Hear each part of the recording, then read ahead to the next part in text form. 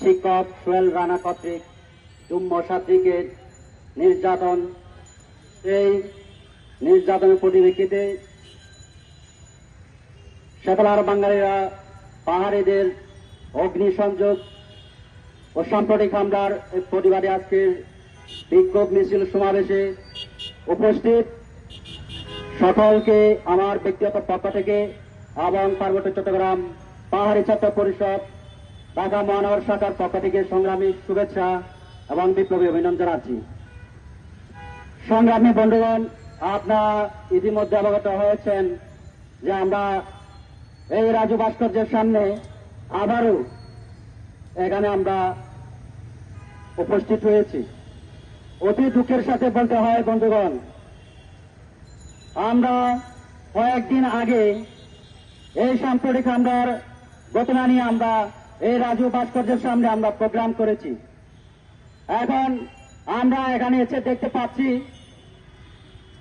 কয়েকদিন যেতে না যেতে আবারও আমাদের পার্বত্য চট্টগ্রামের খাগড়াছড়ি জেলায় আবারও সাম্প্রতিক হামলা হিসেবে পার্বত্য চট্টগ্রামের শেতলার বাঙালিরা আমাদের পাহাড়ি জুম্মদের উপর আরো আক্রমণ শুরু করে দিয়েছে। সংগ্রামী বন্ধুগণ, তাই পার্বত্য চট্টগ্রাম পাহাড়ি ছাত্র পরিষদ পক্ষ থেকে আমি টেকনিক্যাল স্কুলের শিক্ষক সোহেল রানা সপ্তম শ্রেণীতে পড়ুয়া এক যুগ্ম ছাত্রীকে ধর্ষণ করেন। এই অভিযুক্ত শিক্ষক আবুল হাসান মোহাম্মদ সোহেল রানা 2021 সালে 25 ফেব্রুয়ারিতে এক যুগ্ম ছাত্রীকে ধর্ষণের মামলায়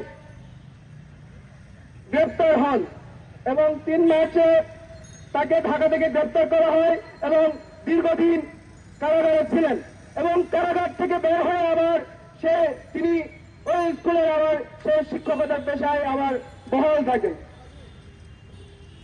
গত 5 সেপ্টেম্বর খাগড়াছড়ি সেই অভিযুক্ত ধর্ষক সেই শিক্ষকের বিরুদ্ধে সেই স্কুল অ্যান্ড কলেজের সাধারণ শিক্ষার্থীরা বিক্ষোভ মিছিল এবং জেলা প্রশাসকের নিকট স্মারকলিপি প্রদান করেন।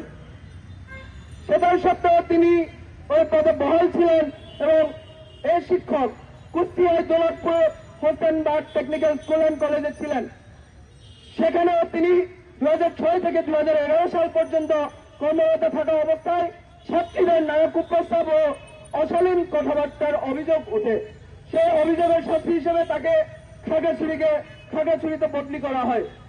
আমরা দেখতে পাচ্ছি বাংলাদেশের পানিশমেন্ট জোন হিসেবে আমাদের যারা দুর্নীতিগ্রস্ত, যারা শহরের বিভিন্ন জায়গায় দুর্নীতি করেন বিভিন্ন অভিযোগে তাদেরকে শাস্তি স্বরূপ পার্বত্য চট্টগ্রামে তাদেরকে বদলি করা হয়। এই যে অভিযুক্ত যে শিক্ষক ধর্ষক, তিনিও কুষ্টিয়ার এক অভিযোগের কারণে খাগড়াছড়িতে বদলি হয়েছেন এবং সেখানে বিভিন্ন সময়ে বিভিন্ন পাহাড়ি ছাত্রীদের তিনি কুপ্রস্তাব দিয়েছেন এবং ধর্ষণও করেছেন। কর্তৃক যুগ্ম ছাত্রী ধর্ষণ ঘটনায় যুগ্মদের উপর স্যাটেলাইটদের সাম্প্রদায়িক হামলা, ভাঙচুর ও অগ্নিসংযোগের প্রতিবাদে এবং হামলাকারীদের দৃষ্টান্তমূলক শাস্তির দাবিতে দুঃখের কথা কি বলবো, মানে কিছু বলতে গেলে বলা হয় যে পাহাড়িরা ভিকটিম কাটছে করছে হাবিজাবি। গত কয়েকদিন আগেও যখন খাগড়াছড়িতে আমাদের ওপর সাম্প্রদায়িক হামলা হলো, সেটা একটা মব জাস্টিসকে কেন্দ্র করে যে সাম্প্রদায়িক হামলা হলো, আমাদের যে ভাইগুলো মারা গেল, ওগুলোকে মব জাস্টিসের পর্যায়ে পড়ে না।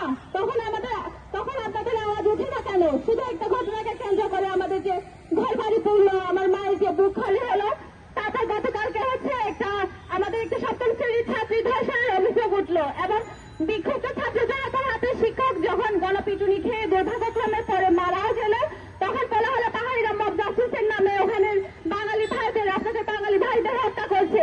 আর তারপরে একটা ঘটনাকে কেন্দ্র করে আমাদের পুরা এলাকা যে জ্বালিয়ে ছাড়কার করে দেওয়া হচ্ছে, আমাদের আন্দোলনরত শিক্ষার্থীদের উপর যে হামলা চালানো হয়েছে, ওগুলো মব জাস্টিসের উপরে পড়ে না? ওগুলো মব জাস্টিস না? পাহাড়ের সমতলে দুর্নীতি কেন?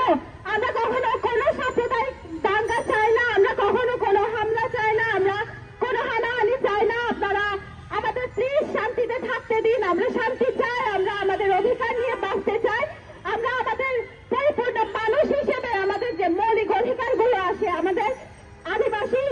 আমাদের অধিকারগুলো আছে আমরা ওগুলো নিয়ে শান্তিমতো বাঁচতে চাই।